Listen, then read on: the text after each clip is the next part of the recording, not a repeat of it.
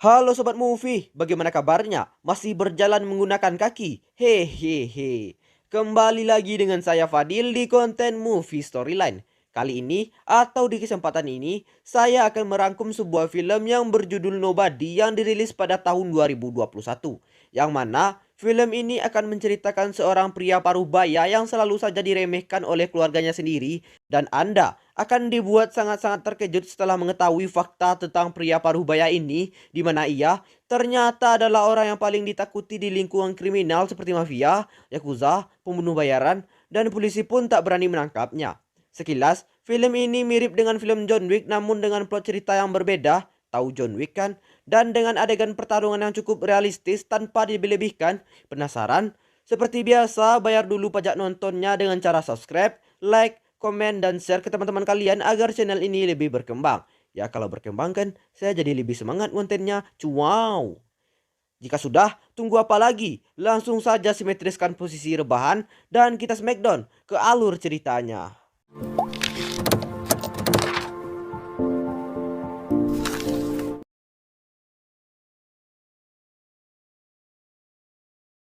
Film ini akan berfokus kepada pria parubaya yang bernama Hutz Mansell, di mana ia adalah seorang ayah sekaligus pemimpin keluarga bagi istri dan anak-anaknya. Hutz sendiri bekerja di perusahaan ayah mertuanya sebagai administrasi yang dimana setiap harinya Hutz menjalani rutinitas yang monoton dan begitu-begitu saja tanpa ada sesuatu yang menarik sedikit pun. Come on! Fuck!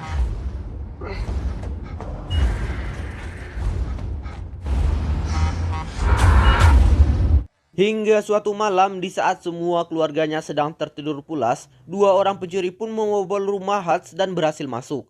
Di saat pencuri itu masuk, Hutz berhasil memergoki mereka, namun dengan alasan tertentu, Hutz pun membiarkan mereka untuk mengambil uang receh yang ada di sana. That's it? Tak diduga, anak sulung Hutz pun berhasil menyergap satu dari pencuri itu, yang mana Hutz yang tak mau anaknya kenapa-napa pun menyuruh anaknya untuk membiarkan si pencuri itu keluar dan kabur begitu saja tanpa ada perlawanan dari Hutz sang ayah. What the fuck, Dad? Alhasil, anak sulung Hutz pun merasa kecewa kepada Hutz, ditambah sikap polisi yang seolah-olah juga ikut kecewa terhadap sosok ayah seperti Hutz. Tak bisa dipungkiri, kejadian tersebut pun berdampak negatif terhadap Hutz, di mana posisinya sebagai seorang ayah sekaligus pelindung keluarga mulai diragukan oleh keluarganya, kecuali si bungsu yang masih kecil. Tak sampai di situ, tetangga sebelahnya pun memberikan sindiran keras kepada Hutz, di mana ia mengatakan jika rumahnya kemalingan, maka ia tidak akan tinggal diam dan akan memberikan sedikit perlawanan kepada maling-maling itu. Tak hanya di rumah, di tempat kerjanya pun Hutz mendapat perlakuan yang kurang menyenangkan dari adik istrinya atau adik iparnya yang menyayangi kejadian semalam dan memberikan Hutz sepucuk pistol agar Hutz bisa melindungi kakak dan ponakannya. I don't want it. It ain't a matter of want. Ini adalah ayah mertua Hutz sekaligus pemilik perusahaan tempat Hutz bekerja, di mana mertuanya ini ingin membahas rencana Hutz untuk membeli perusahaannya karena usianya yang kini sudah tua dan ia pun berniat untuk pensiun. Namun, karena Hutz tak memiliki cukup cuan, maka si mertua menyuruh Hutz untuk memikirkannya kembali. Di saat Hutz masuk ke dalam kantor tempat ia bekerja, nampak Hutz memiliki radio khusus di mana setiap harinya Hutz tampak berbicara dengan seseorang yang ada di radio, lebih tepatnya teman lamanya, yang dimana hal tersebut menjadi pertanyaan sendiri tentang siapa sosok Hutz sebenarnya. Di saat Hutz sedang asik berbicara, di sanalah terkuak fakta menarik tentang alasan mengapa Hutz tidak melakukan perlawanan kepada pencuri itu. Karena Hutz sudah mengetahui detail tentang kedua pencuri itu, yang dimana mereka berdua adalah sepasang suami istri yang kemungkinan besar sedang mengalami masalah ekonomi. Karena jika mereka adalah maling profesional yang sering melakukan aksinya, tidak mungkin ia melakukan pencurian hanya untuk uang receh yang jumlahnya tidak terlalu banyak. Dan yang paling menarik adalah pistol yang digunakan si pencuri tersebut ternyata tidak berpeluru, dan itulah alasan kuat mengapa Hutz tidak melakukan perlawanan.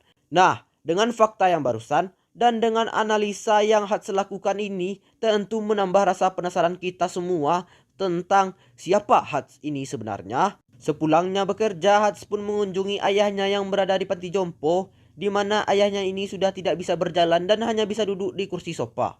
Di saat ia pulang ke rumah dan di saat ia melihat keluarganya dari luar, disitulah ia merasakan kekecewaan yang mendalam kepada dirinya yang telah gagal menjadi pelindung keluarga.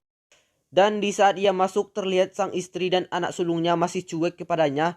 Dan di saat si bungsu mengeluhkan tentang kalung anjingnya yang hilang yang mungkin terbawa si pencuri, disitulah Hats benar-benar emosi. Dengan cepat Hats pun kembali ke peti jompo tempat ayahnya tinggal dan mengambil sepucuk pistol yang ia simpan di sana. There's this thing I gotta do. Then you best go.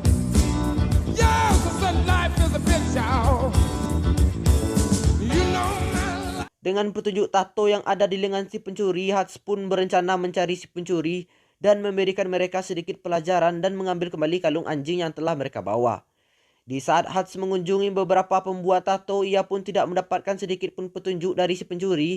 Sampailah Hats di tempat pembuatan tato para mafia dan para kriminal, yang dimana saat Hats masuk, ia pun disambut dengan kurang baik oleh orang-orang yang di sana. Dan yang menarik adalah ketika seorang kakek melihat tato di lengan Hats, di sanalah si kakek berkata, "Terima kasih atas jasamu."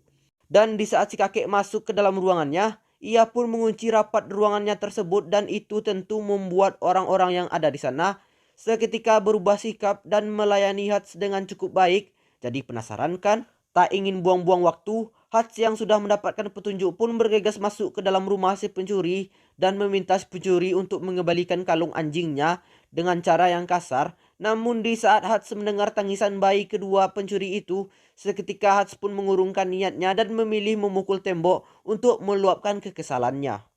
Dan disinilah Hats sekarang di dalam bus dengan perasaan kesal yang belum terlampiaskan. Namun sebuah keberuntungan bagi Hats karena di sana terlihat beberapa preman yang sedang teler parah masuk ke dalam bus tersebut, yang membuat Hats seketika tersenyum karena mendapat sasaran empuk untuk melampiaskan emosinya. Di saat para penumpang keluar karena takut dengan preman tersebut, justru Hats menyuruh si supir keluar dan ia akan mengurus sedikit kendala yang ada di dalam bus. Terlihat Hats mengeluarkan semua peluru yang ada di pistolnya dan ia berniat menghajar semua preman tersebut dengan adegan pertarungan yang cukup realistis tanpa dilebih-lebihkan.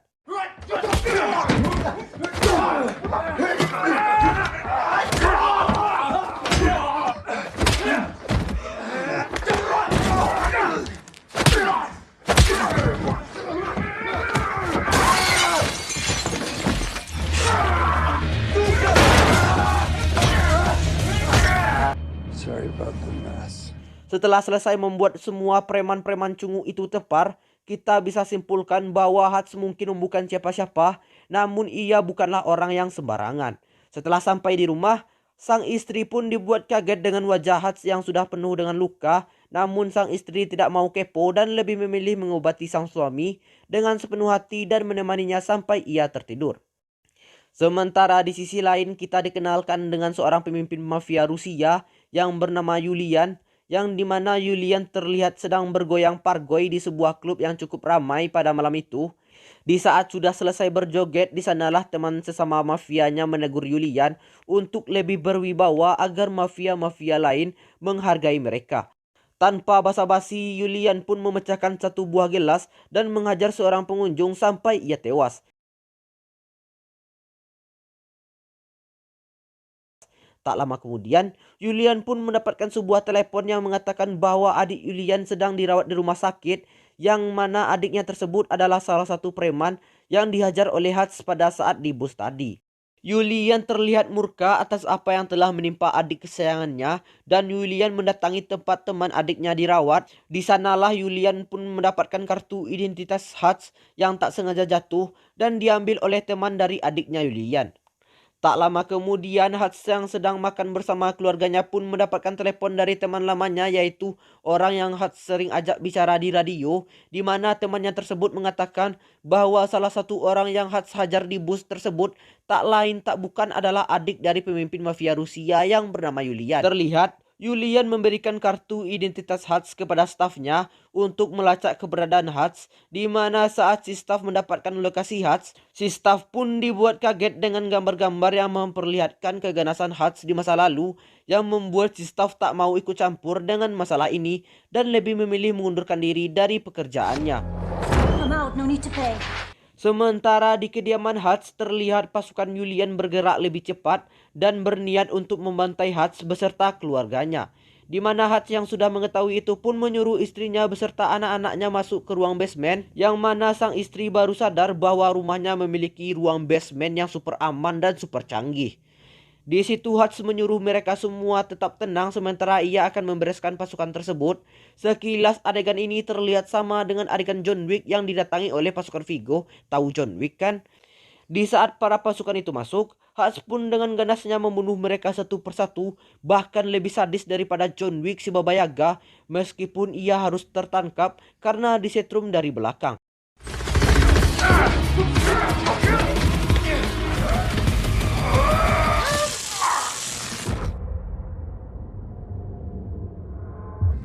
Dan di saat Hutz ingin dibawa ke hadapan Julian, Hutz pun terlihat cukup handal dalam melepaskan borgol. Dilanjut ia pun meledakkan tabung gas yang membuat mobil itu jatuh seketika dan menewaskan 3 pasukan itu.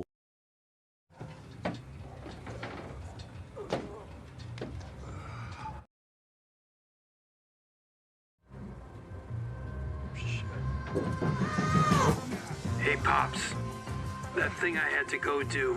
Setelah itu Hutz terlihat membersihkan diri, dilanjut ia pun menyuruh istrinya keluar, di mana terlihat banyaknya jasad yang bertebaran di ruang tamu, dan Hutz pun meminta si istri untuk membawa anak-anaknya sembunyi di tempat yang aman, di mana saja asalkan aman. Sebelum ia pergi, si istri terlihat bertanya tentang apa yang terjadi sebenarnya, namun Hutz mengatakan semuanya akan baik-baik saja dan menyuruh si istri tetap percaya kepadanya.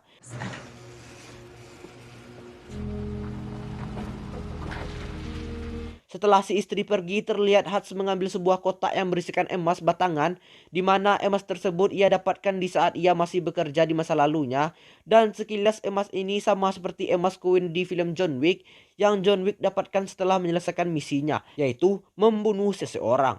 Sementara di sisi lain terlihat 2 orang suruhan Julian mendatangi panti jompo tempat ayah Hutz berada dan berencana untuk membunuh ayah Hutz sesuai dengan perintah Julian. Dan Anda akan dibuat terkejut ketika mengetahui bahwa ayah Hutz ternyata lebih berbahaya daripada kakek-kakek pada umumnya, yang mana di saat 2 orang suruhan Julian dibuat tidak berkutik saat berhadapan dengan ayah Hutz tersebut.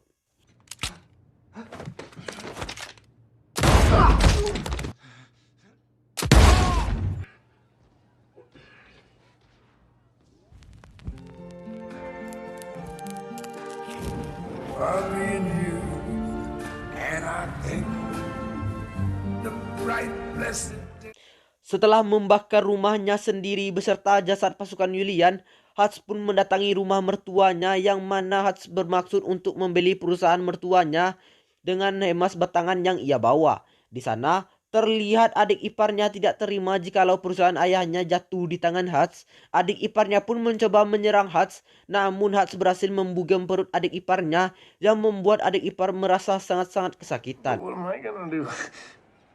I don't give a shit. Di sisi lain terlihat Julian dibuat terkejut ketika mengetahui semua pasukan yang ia kirim tewas mengenaskan, dan ditambah salah satu pasukan tersebut adalah asisten kesayangannya, yang otomatis membuat Julian mengerahkan semua pasukannya untuk membunuh Hutz Mansell. Hutz sendiri terlihat tengah mempersiapkan sebuah rencana untuk membalas perbuatan Julian terhadapnya, yang mana Julian telah berani mengirim pasukan untuk membunuh keluarganya. You there? Hutzy boy!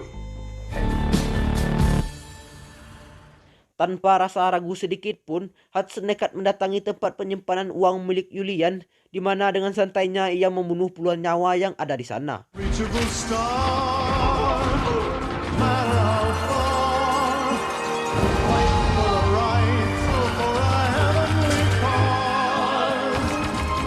Setelah itu, Hutz pun membakar semua uang milik Julian tanpa tersisa sepeser pun, di mana tujuan Hutz melakukan ini semua adalah agar Julian tahu bahwa Julian telah melakukan kesalahan besar dengan mengirim pasukannya untuk membunuh keluarganya. Yang paling menarik adalah setelah Hutch membakar semua uang milik Julian, Hutch dengan bernyali datang ke klubnya Julian sendirian tanpa ada rasa takut kepada Julian dan semua pasukan yang ada di sana. Enjoying the meal? Namun, di balik kenekatannya itu, ternyata Hutch sudah meletakkan peledak tepat di atas mejanya dan menyuruh semua pasukan Julian untuk keluar. Setelah pasukan itu keluar, di sana Hutch mengatakan bahwasanya ia telah membakar semua uang milik Julian dan menyarankan Julian untuk berhenti menjadi mafia dan memulai hidup baru yang lebih baik dan menawarkan berdamai agar tidak ada pihak lain yang merasa dirugikan. Shack, which begs the question, can you? Do you even want to? Because I've heard You don't fucking do! Think it over. I'll be nearby.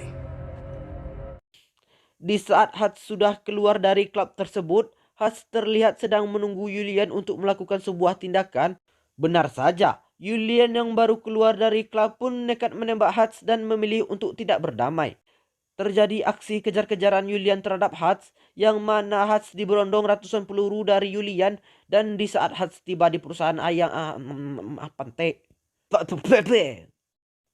terjadi aksi kejar-kejaran Julian dengan Hutch, yang mana Hutch diberondong ratusan peluru dari Julian, dan di saat Hutch tiba di perusahaan yang telah ia beli, muncullah seseorang yang menolong Hutch, yang mana orang itu tak lain tak bukan adalah orang yang sering berbicara dengan Hutch melalui radio sekaligus anak angkat dari ayahnya yang telah Hutch anggap sebagai adik sendiri yang bernama Harry. Namun bukan itu kejutan utamanya, karena tiba-tiba muncullah ayah Hutch yang sudah tua renta, yang untuk berjalan pun sudah susah. Namun dengan rasa simpatinya kepada Hutch, ayahnya pun nekat mempertaruhkan nyawanya untuk menolong putranya. Sleeping legs, breakfast.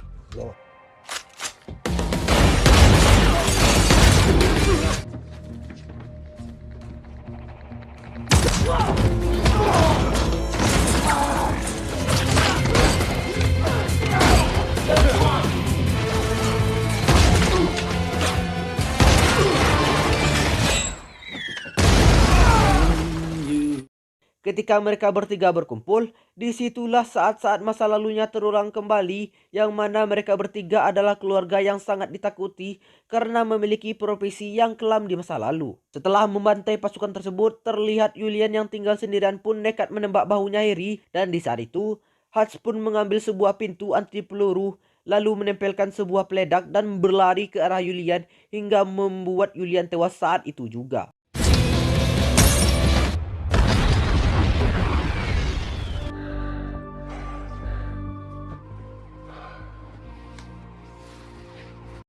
Setelah semuanya berakhir, Hutch pun ditangkap dan diinterogasi oleh polisi. Tak lama kemudian, kedua polisi itu pun mendapatkan telepon dari seseorang yang sangat penting, di mana seseorang tersebut meminta maaf kepada Hutch karena telah menangkapnya dan menyuruh dua polisi itu membebaskan Hutch saat itu juga. Di saat polisi itu bertanya, siapa Hutch sebenarnya? Hutch pun hanya mengatakan satu patah kata, yaitu bukan siapa-siapa. Dan film pun berakhir. Jing. Salah terus anjing. Gua ngoten. Selesai juga. Udah merecord ni aja. Ya payah merecord guys. Tadi salah aja dan merecord. Kelok-kelok lidah dah mengecek. Cak ulah sedang berjalan pantai. Sozim bercawi mengar. Ayo ya terang ada mak aku began aku di Smackdown lo dan ko. Smackdown dan dia mak dan. Siapa dan ada nak punya mak tu. Ada punya ibu. Mokok dan lu deh tadi. Okok dan Surya. Beko nampak dia kawan dia minta lah ke. Dia minta segang. Nya kancang minta ke dia minta lah ke aja nak muagiar. Panyang pada dan deh. Ya udah buat kalian rebahaners atau apa itu atau sobat-sobat movie ya. Buat kalian jaga terus kesehatan kalian ya. Jaga diri, jaga pacar, jaga adik, jaga emak, jaga ayah, jaga semuanya. Tapi jangan mal yang jaga. Lah, Uni udah. Dia naik off dulu.